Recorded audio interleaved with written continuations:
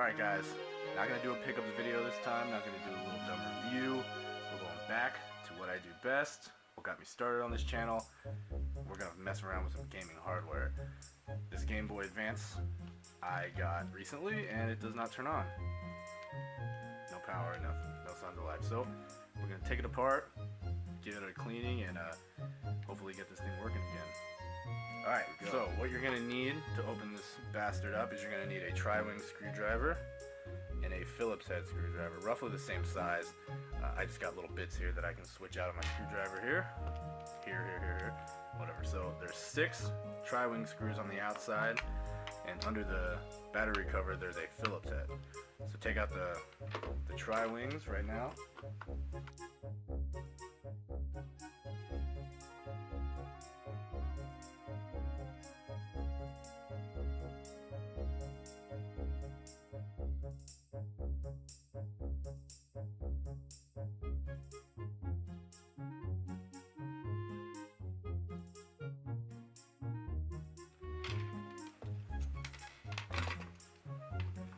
So when you take this apart, obviously the back half will come off first, and these little hand, whatever the fuck these are, these will come off, and also the power button will slide out. So keep these in a safe place for now.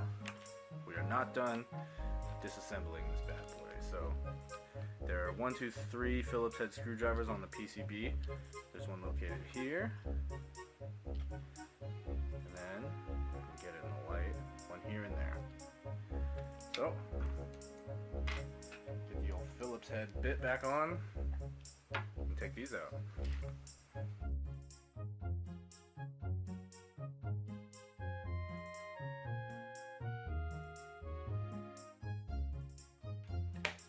In situations like these where you got fat ass fingers like me and can't get the screw out, tweezers are your best friend. Okay, so all the screws out, this motherboard will lift out. What we could do is take the shoulder buttons off really quick, keep these in a safe place. Now what I like to do is I like to make sure there's nothing holding it, and then there are clips right here. My camera will focus, probably not, but you push these, I can get it to focus. There we go. You push the clips up on each side.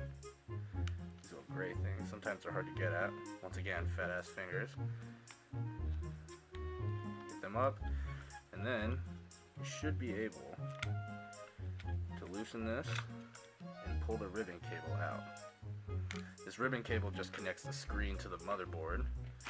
Be careful not to damage it, because if you fuck it up, it won't work. They're not as sensitive as people like to make it out to be though. So, and here we have the motherboard that we will be working on. Now while we have this thing taken apart, it's always a good idea to give these a nice clean. What I like to do is take out all the buttons, all the little gaskets, membranes, and we'll throw them in the sink. Obviously you can't do that right here because you have to get the screen out if you're going to do that with the front panel, which I think I'll probably leave in, but it's just stuck with some adhesive that if you take a flathead screwdriver to, it should be able to pull it off rather easy.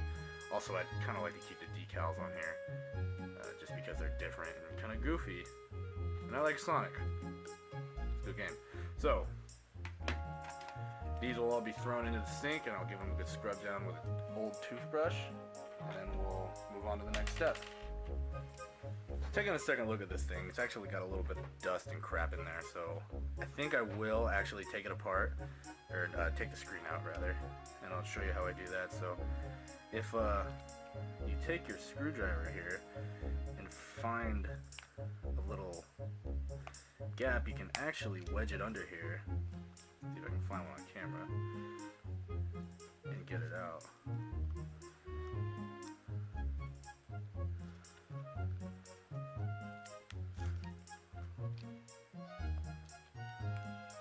There we go.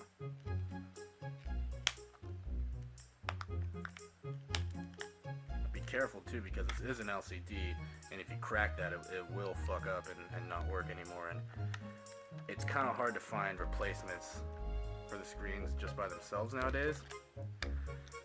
So just take some care, don't rush it, be gentle yet firm, and this thing will, after a while, ease up and out, and you'll see the black adhesive all around the screen.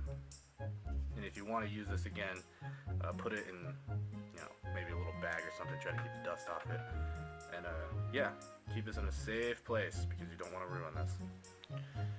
Alrighty, so here we are with my fancy soldering iron that has a light on it.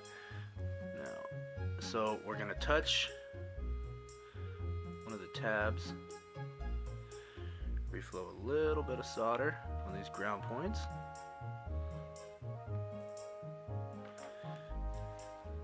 Do it on the back end too.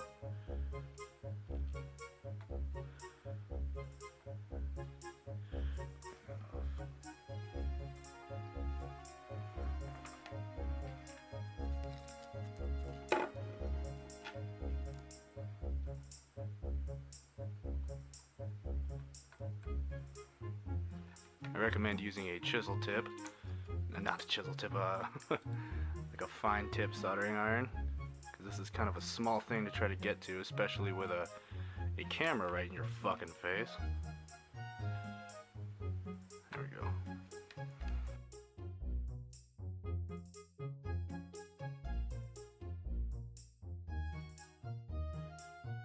Here we have the Game Boy put back together. Got all the screws put in, put some batteries in, and we have Namco Museum.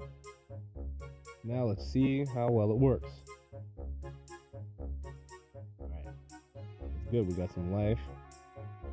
Speaker works too. Once again, I wasn't able to show you guys because I lost all the audio, but everything works exactly the way it should. And the stickers are still on, the Sonic decals, which they're kind of weird, kind of fucking stupid, honestly, but whatever. I think they're cool. I like them, so I like to leave them on.